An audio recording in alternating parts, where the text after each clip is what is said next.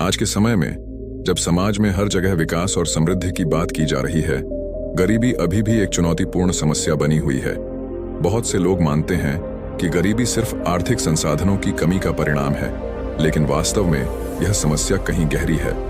यह कहानी एक छोटे से गांव की है जो हरे भरे खेतों और घने जंगलों के बीच बसा हुआ था।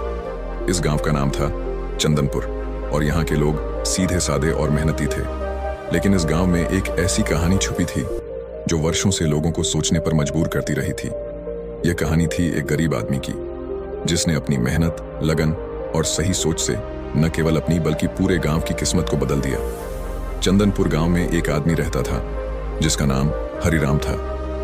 हरिराम के पास थोड़ी सी जमीन थी जिस पर वह खेती करता था। वह दिन रात मेहनत करता, लेकिन उसकी फसल कभी भी अच्छी नहीं होती थी। गांव में लोग कहते थे कि हरिराम की किस्मत ही खराब है, इसलिए उसकी फसल कभी अच्छी नहीं होती। हरिराम भी यही सोचकर अपनी किस्मत को दोष देता था और दुखी रहता था। हरिराम का परिवार भी उससे दुखी था, क्योंकि वह उनकी जरूरतों को पूरा नहीं कर पाता था। उसकी पत्नी और बच्चे हमेशा भूखे रहते थे और उन्हें अच्छे कपड़े भी नहीं मिल पाते थे। हरिराम को जब कोई रास्ता नहीं सूझा तो उसने सोचा कि अब उसे किसी ज्ञानी व्यक्ति की शरण में जाना चाहिए। हरिराम ने सुना था कि गांव से कुछ दूर एक पहाड़ी के पास एक सिद्ध और महान गुरु रहते हैं, जिनका नाम ऋषि वशिष्ठ है। लोग कहते थे कि ऋषि वशिष्ठ बहुत ही दयालु और ज्ञानवान थे और जिसने भी उनसे मदद मांगी उसकी परेशानियां दूर हो गईं। हरिराम ने ठान लिया कि वह ऋषि वशिष्ठ के पास जाएगा और अपनी गरीबी का कारण पूछेगा। एक दिन सुबह सुबह हरिराम ने अपने परिवार को घर पर छोड़ा और गुरु वशिष्ठ के आश्रम की ओर चल पड़ा। वह कई दिनों तक पहाड़ों और जंगलों से होकर चलता रहा। उसके पास खाने के लिए बहुत कम था, लेकिन उसका विश्वास था कि गुरु वशिष्ठ उसे उसकी समस्या का समाधान देंगे। आखिरकार कई दिनों की यात्रा के बाद हरिराम गुरु वशिष्ठ के आश्रम पहुंचा। वह बहुत थक चुका था और उसके शरीर में बहुत कम ताकत बची थी। वह आश्रम के द्वार पर पहुंचा और गुरु वशिष्ठ के दर्शन करने की इच्छा प्रकट की। गुरु के शिष्यों ने उसे अंदर जाने दिया। गुरु वशिष्ठ ने हरिराम को देखा और उसकी हालत समझ गए। उन्होंने उसे अपने पास बुलाया और बड़े प्रेम से पूछा, वत्स, तुम यहाँ क्यों आए हो? तुम्हारी आंखों में गहरी पीड़ा दिखाई दे रही है। क्या मैं तुम्हारी किसी प्रकार की मदद कर सकता हूँ? हरिराम ने अपनी दुख भरी कहानी सुनाई। उसने बताया कि वह कितना मेहनत करता है, लेकिन उसकी किस्मत हमेशा धोखा देती है। उसकी फसल कभी अच्छी नहीं होती और उसका परिवार भूखा रहता है। उसने कहा, गुरुजी, मुझे समझ नहीं आता कि मैं इतना मेहनत करने के बाद भी गरीब क्यों हूँ। क्या मेरी किस्मत ही ऐसी है कि मुझे कभी सुख नहीं मिलेगा? गुरु वशिष्ठ ने हरिराम की बात ध्यान से सुनी। उन्होंने कुछ समय के लिए मौन धारण किया, फिर बोले, वत्स, तुम्हारी गरीबी का कारण सिर्फ किस्मत नहीं है, इसमें कई अन्य कारक भी शामिल हैं। तुम्हें अपनी सोच और कार्यों को भी बदलने की आवश्यकता है। मैं तुम्हें एक कहानी सुनाता हूँ जो तुम्हारे जीवन को समझने में तुम्हारी मदद करेगी। गुरु वशिष्ठ ने हरिराम को पास में बैठाया और एक पुरानी कहानी शुरू की। बहुत समय पहले इसी पहाड़ी के नीचे एक गांव था।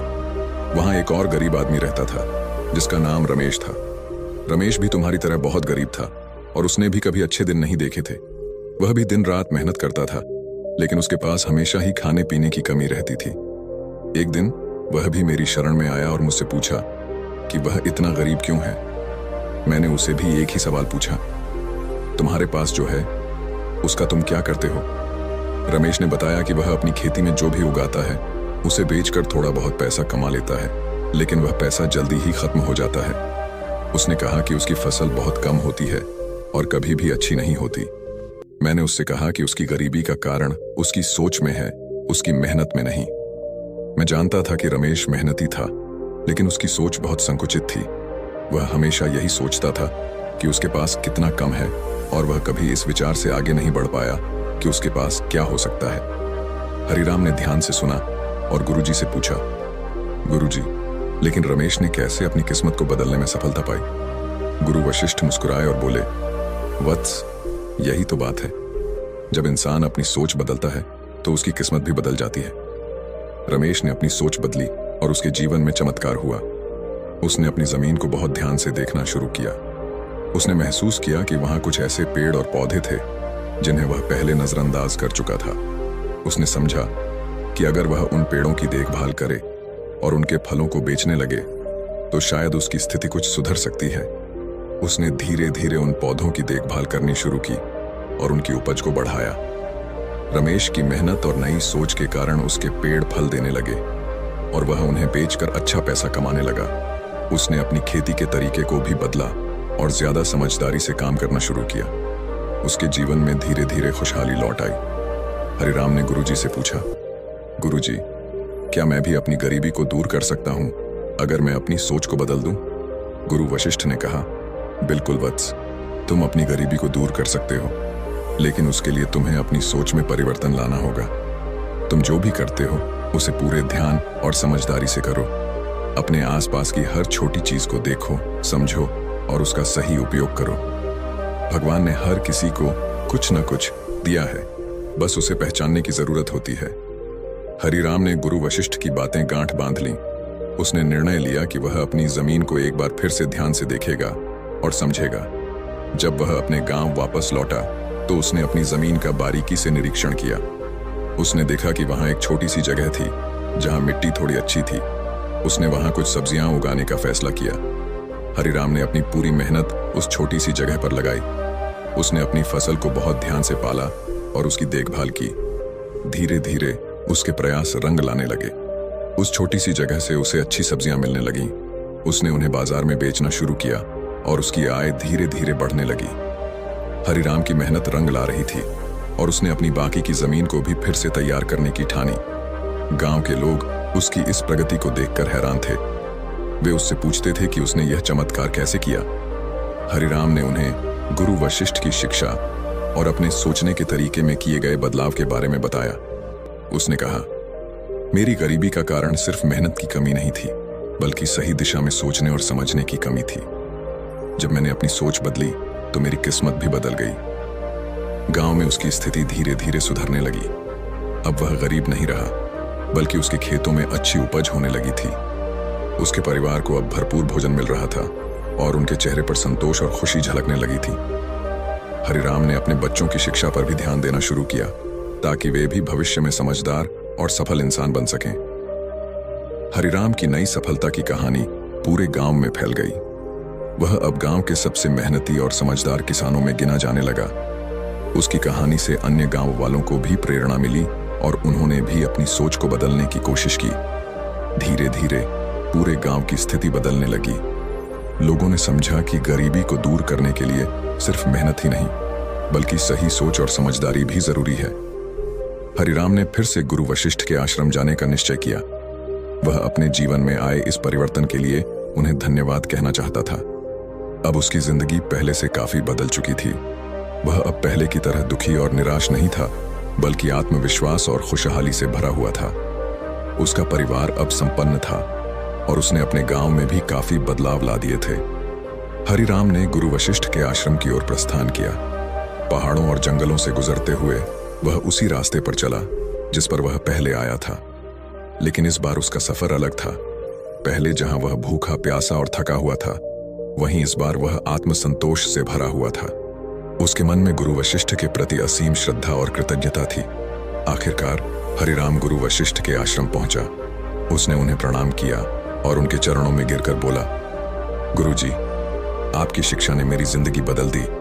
आज मैं गरीबी से मुक्त हूं और मेरे परिवार में खुशहाली है। आपकी बातों ने मुझे सही दिशा दिखाई। मैं आपको धन्यवाद देने और आपके आशीर्वाद लेने आया हूं। गुरु वशिष्ठ ने उसे उठाया और मुस्कुराते हुए बोले, वत्स, तुम्हारी सफलता का श्रेय तुम्हारी मेहनत, धैर्य और सही सोच को जाता है। मैंने तुम्हें केवल मार्ग दिखाया, लेकिन तुमने उस मार्ग पर चलने का साहस और धैर्य दिखाया। याद रखना, जो भी सही सोच और सच्ची मेहनत के साथ जीवन को जीता है, उसे कभी भी असफलता का सामना नहीं करना पड़ता। हरिराम ने गुरु वशिष्ठ से और भी ज्ञान की बातें सीखीं और अपने जीवन में उनका पालन करने का संकल्प लिया। उसने गुरु वशिष्ठ से पूछा, गुरुजी, अब मेरे जीवन में सुख और समृद्धि है, लेकिन क्या मुझे अब भी कुछ और करना चाहिए? क्या मैं कुछ और सीख सकता हूं? गुरु वशिष्ठ ने कहा, वत्स, जीवन में सीखने की कोई सीमा नहीं होती। जितना अधिक तुम सीखोगे, उतना ही अधिक तुम्हारा जीवन समृद्ध होगा। लेकिन याद रखना, सच्चा सुख तभी आता है जब तुम अपने ज्ञान को दूसरों के साथ बांटते हो। अब समय आ गया है कि तुम अपने गांव के लोगों को भी वह ज्ञान दो जो तुमने अर्जित किया है। उन्हें सिखाओ कि कैसे सही सोच और मेहनत से अपनी गरीबी को दूर किया जा सकता है। हरिराम ने गुरु वशिष्ठ की सलाह मानी और अपने गांव लौट आया। उसने गांव के लोगों को इकट्ठा किया और उन्हें अपनी कहानी सुनाई। उसने उन्हें बताया कि कैसे गुरु वशिष्ठ की शिक्षा ने उसकी सोच को बदल दिया और कैसे उसने अपनी मेहनत और समझदारी से अपनी जिंदगी को बेहतर बनाया। गांव के लोग हरिराम की बातों को ध्यान से सुनते थे। उन्होंने देखा कि कैसे हरिराम की जिंदगी में परिवर्तन आया और वे भी उससे प्रेरित हुए। धीरे धीरे हरिराम ने गांव के अन्य किसानों को भी सही सोच और मेहनत के महत्व के बारे में सिखाया। उसने उन्हें अपनी जमीन और फसलों की देखभाल के लिए नई तकनीकों और तरीकों के बारे में बताया। गांव के लोग अब सिर्फ मेहनत ही नहीं करते थे, बल्कि समझदारी और सही सोच के साथ काम करते थे। उन्होंने अपने खेतों में नए नए प्रयोग किए और उनके परिणाम स्वरूप उनकी फसलें अच्छी होने लगी। गांव में अब हर तरफ खुशहाली थी। जहां पहले लोग अपनी गरीबी को अपनी किस्मत मानकर चुप रहते थे, अब वे मेहनत और समझदारी के बल पर अपनी किस्मत को खुद बनाने लगे थे। हरिराम ने गांव के बच्चों के लिए एक विद्यालय की स्थापना की, जहां वह उन्हें न केवल पढ़ाई बल्कि जीवन के सही मार्ग पर चलने की शिक्षा देता था। वह उन्हें बताता था कि किस्मत सिर्फ मेहनत और सही सोच का परिणाम होती है। उसने गांव में एक नई सोच और संस्कृति का बीज बो दिया था, जिसका फल आने वाली पीढ़ियों को मिलता रहा। हरिराम की यह यात्रा यहीं खत्म नहीं हुई। उसने अपने जीवन को गुरु वशिष्ठ की शिक्षाओं को फैलाने के लिए समर्पित कर दिया। उसने हर जगह जाकर लोगों को समझाया कि कैसे वे अपनी सोच को बदलकर अपनी जिंदगी को बेहतर बना सकते हैं। उसने गांव-गांव घूमकर अपने अनुभव और ज्ञान को बांटा। एक दिन जब हरिराम काफी बुजुर्ग हो गया था, उसने फिर से गुरु वशिष्ठ के पास जाने का निश्चय किया।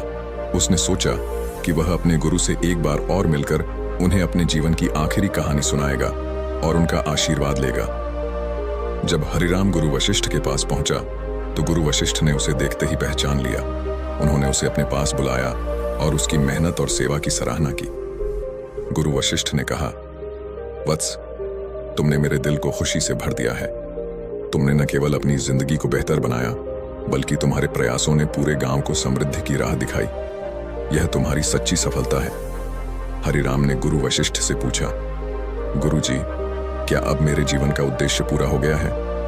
गुरु वशिष्ठ ने मुस्कुराते हुए कहा, वत्स, जीवन का उद्देश्य कभी पूरा नहीं होता। जैसे जैसे तुम आगे बढ़ते हो, तुम्हारे सामने नए नए उद्देश्य आते रहते हैं, लेकिन तुमने जो किया है वह अनुकरणीय है। अब तुम्हारा अंतिम उद्देश्य है कि तुम इस ज्ञान को और अधिक लोगों तक पहुंचाओ और उन्हें सही दिशा दिखाओ। यही तुम्हारी सच्ची सेवा और तपस्या होगी। हरिराम ने गुरु वशिष्ठ के चरणों में प्रणाम किया और उनसे आशीर्वाद लिया।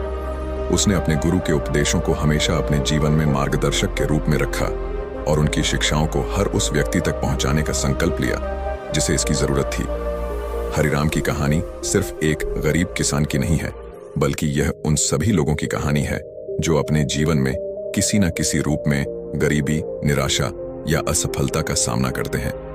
हरिराम ने अपनी मेहनत, सही सोच और गुरु वशिष्ठ की शिक्षाओं के माध्यम से यह सिद्ध कर दिया कि किस्मत को हम खुद अपने हाथों से बना सकते हैं। सही मार्गदर्शन और सोच से किसी भी स्थिति को बदला जा सकता है।